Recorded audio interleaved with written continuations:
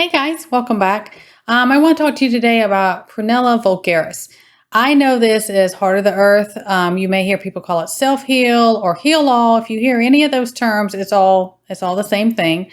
I will say that some of this I'm going to have to code, put up on the screen, things like that because it won't stay up.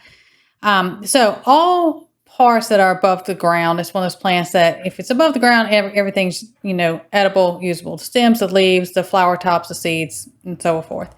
The stems do have the least bit of healing properties. You can eat them, but the majority of the concentration of the healing properties of using this for medicinal purposes is going to be in the leaves and the little flower tops, okay? So any type of, viral stuff, viral colds, flus, various forms of herpes, viral things, this is really good for. Immune booster and a detoxer. It works really good at boosting your immune system, detoxing things that isn't supposed to. So this certain viral thing, okay, that one, it kind of stops the growth and kind of stops that virus thing and the replication of it within your body. Okay. So that anything respiratory, this is, infections, anything like, and this is a really good one to have. You know how I talk about Mullein for any type of respiratory, that's your go-to respiratory tonic, which I love Mullein for that. This is another really good one to go for any, because if, most of it's usually viral, different things go on. People who have tonsillitis, this is good, a really good one for that also, especially tonsillitis will come on also, like when your immune system is just beat down and your tonsils and, all your glands and, lymphatic cells have been working so hard with things, it can get beat down and then people will get tonsillitis, which is extremely painful. I've had it twice and it's really painful.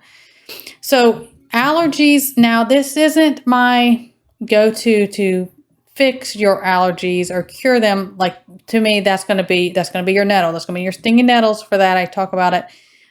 This is like the chronic inflammation people get from having allergies. This is a good go-to for that one. GI issues, Crohn's disease, ulcers, gastritis, parasites. This is a really good one for all of those. Your liver is going to be really good for, again, because it can detox you from, parasites, toxins, and things like that. And it is also a really good one for hepatitis as well. Now this, I always talk about milk thistle is fantastic. It's just that's my number one thought when I think about people with liver issues and rebuilding liver is milk thistle, but this has a lot of good properties for your liver as well.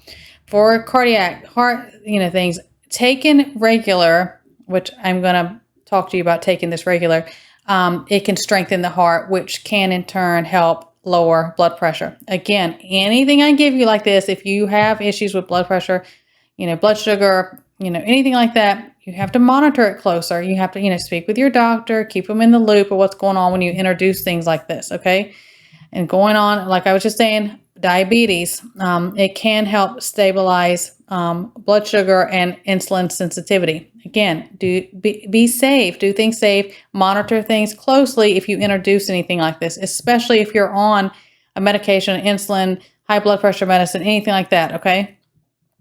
This big one, I cannot. That's what was my no-no before.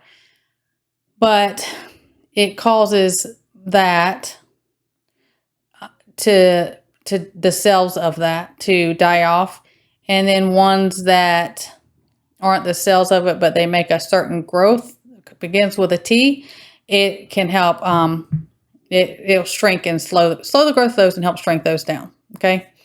Topical use is really good, and then I'll go into some of the things you can do with this. Any kind of sting or bite from any insect or anything like this works really well. Different rashes, if you had a skin infection, if you had boils on your skin, anything like that, so good. Use a poultice for that.